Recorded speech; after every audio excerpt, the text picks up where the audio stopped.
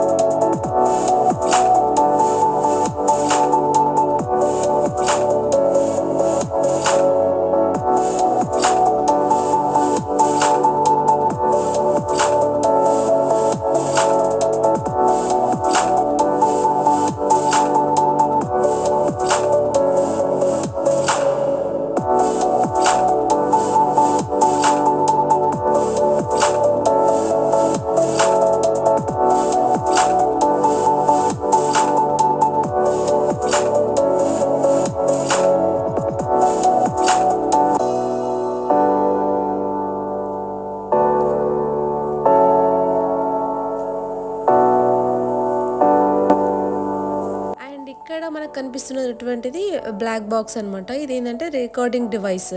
మనకు యూజువల్‌గా flights crash అయినప్పుడు మనకు వీటి కోసం వెతుకుతూ ఉంటారు కదా! ఈ బ్లాక్ బాక్స్ కోసము. సో, ఏంటంటే మనకు ఇన్‌సైడ్ ఆ ఫ్లైట్‌లో పైలట్స్ కన్వర్జేషన్ వాళ్ళకు ఏ విధంగా ప్రాబ్లమ్ వచ్చినా వాళ్ళు దేని గురించి రిపోర్ట్ చేస్తున్నది, దాని గురించి మొత్తం ఈ డివైస్ అనేది రికార్డ్ చేస్తదనమాట.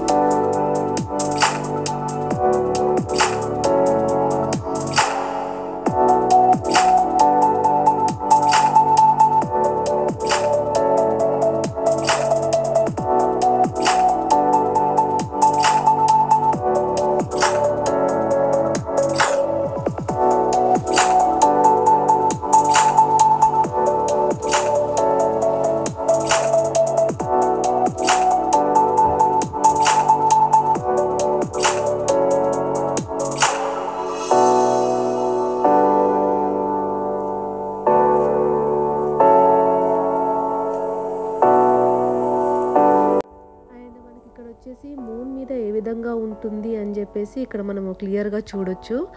అండ్ ఇక్కడ వాళ్ళు మనకి అప్పుడు మూన్ పైకి వెళ్ళినప్పుడు ఫుడ్ ప్రింట్స్ కానీ అన్నీ క్లియర్గా కనిపిస్తాయి. అండ్ ఇక్కడ వాళ్ళు వెళ్ళినప్పుడు ఒక రోవర్ని కూడా తీసుకెళ్లారు, అంటే ఒక వెహికల్ లాంటిది అనమాట.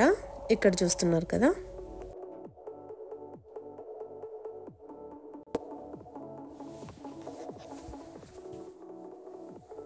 అండ్ ఇక్కడ ఇది ఒక రియల్ క్యాప్సిల్ చూడండి. ఇక్కడ ఇది ఏంటంటే ఇక్కడ మనకు స్పేస్ నుంచి మళ్ళీ రిటర్న్ అర్త్కి వచ్చేటప్పుడు ఇందులోనే వచ్చేది అనమాట. సో మనకు దగ్గర నుంచి చూస్తే లోపల చాలా క్లియర్గా అన్నీ కనిపిస్తున్నాయి.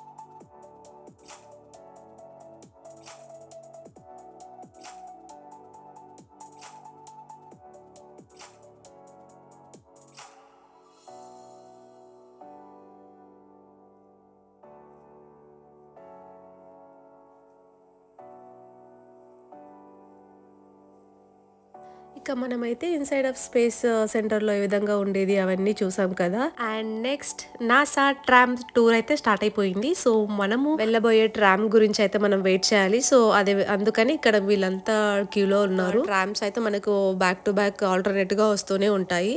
ఈ లైన్ కి యూజువల్ గా ఒక్కోసారి అయితే ఒక 1 hour వరకు అయితే కూడా వెయిట్ చేసే వాళ్ళంట. ఇక ఈ ట్రామ్ టూర్ అయితే మనకు ఒక 10 to 15 minutes అయితే ఉంటుంది. సో అక్కడ మనకు డ్రాప్ చేసి మళ్ళీ అక్కడ విజిట్ చేసి అంతా ఎక్స్ప్లోర్ చేసిన వాళ్ళందరూ మళ్ళీ రిటర్న్ అవుతారు. సో వీటిలోనే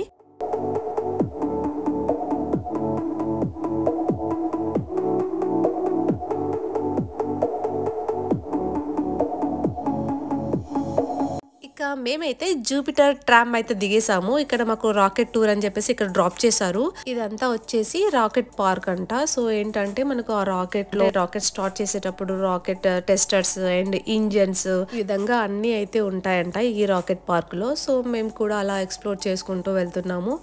ఇంకా మనకు ఈ ఇంజన్ తర్వాత మనం అలా స్ట్రైట్ గా వెళ్తే మనకు రియల్ గా రాకెట్ వెళ్ళేసి వచ్చినవి ఉంటాయి కదా. సో అవి కూడా వీళ్ళు ఇక్కడ మనకు చూపిస్తున్నారు. సో ఇదంతా ఒక సపరేట్ ఏరియా.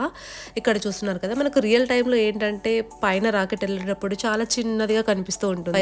ఇక్కడ మనకి రియల్ గా చూస్తే మాత్రం చాలా పెద్దదిగా ఉంది. మనకు టీవీలలో అయితే చాలా చిన్నదిగా అనిపిస్తుంది కదా. సో అండ్ ఇదైతే మనకు 1960లో అయితే వెళ్ళేసి వచ్చిన రాకెట్ అంట. సో దానికి సంబంధించినటువంటి మొత్తం హిస్టరీ అనేది ఇక్కడ మనకి ఇక్కడ మెన్షన్ చేశారు. సో మేము అలా చూస్తూ ముందుకెళ్తున్నాము. ఇక్కడ చూస్తున్నారు కదా 1960లో వెళ్ళినటువంటి రాకెట్ డీటెయిల్స్ మొత్తం స్టేజ్ 1 స్టేజ్ 2 అని చెప్పేసి ఈ విధంగా స్టేజెస్ పార్ట్స్ అయితే మనకి ఇక్కడ కనిపిస్తాయి.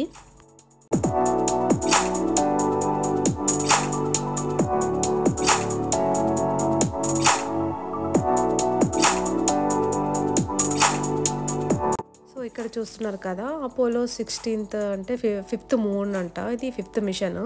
సో వాటికి సంబంధించినటువంటి ఫుల్ ఇన్ఫర్మేషన్ అయితే మనకి ఇక్కడ చదువుకోవచ్చు. సో అలా నేనైతే చూస్తూ వెళ్తున్నాను.